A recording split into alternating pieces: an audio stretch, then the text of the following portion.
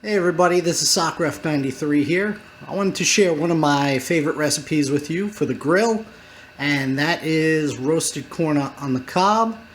This can be done in an oven, but since it's summertime right now, I'm going to share with you how to do it on the grill. Here's what you need. You need some butter, corn, aluminum foil, and whatever seasonings you want. I go strictly with salt and pepper, but you're free to choose whatever you would like.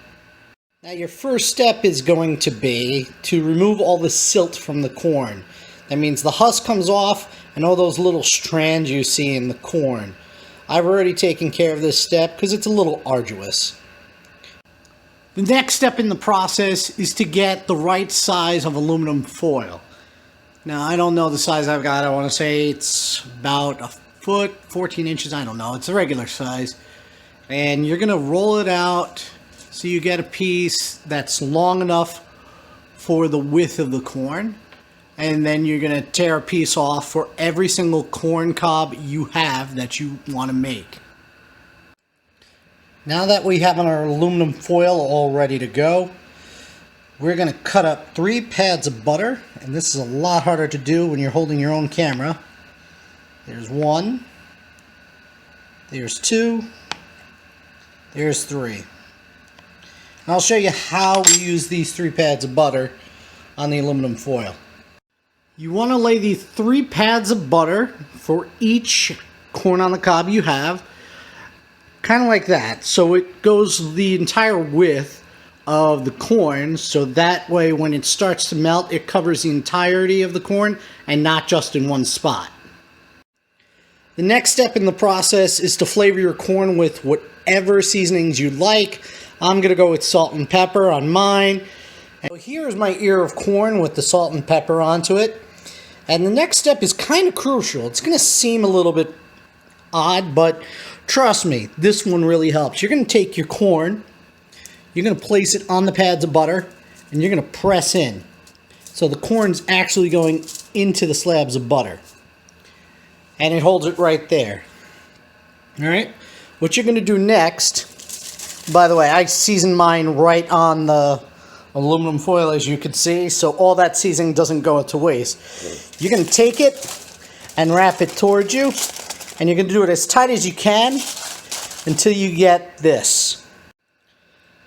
And this is what you end up with. You got your corn on the cob with your pads of butter and your seasoning inside.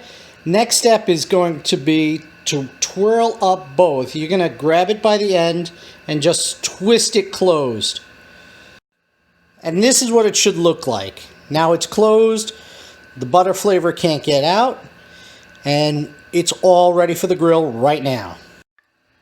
Now the cool part about this recipe is you can make them a few days in advance.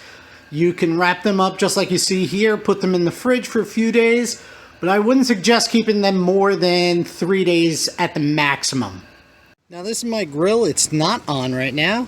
And all I'm going to do is I'm going to take my wrapped up corn on the cob. I'm going to find where the pad of butter is just by feeling around. You can see them right there. I'm going to put them on the top rack and just sit them right there with the butter pointing up. It may not seem like a big deal, but it really is. If you put the butter on the downside of your corn is going to taste absolutely wonderful. It's going to taste like butter. And the top side is going to taste like, well, not butter. So you want to make sure the pads of butter are indeed facing up.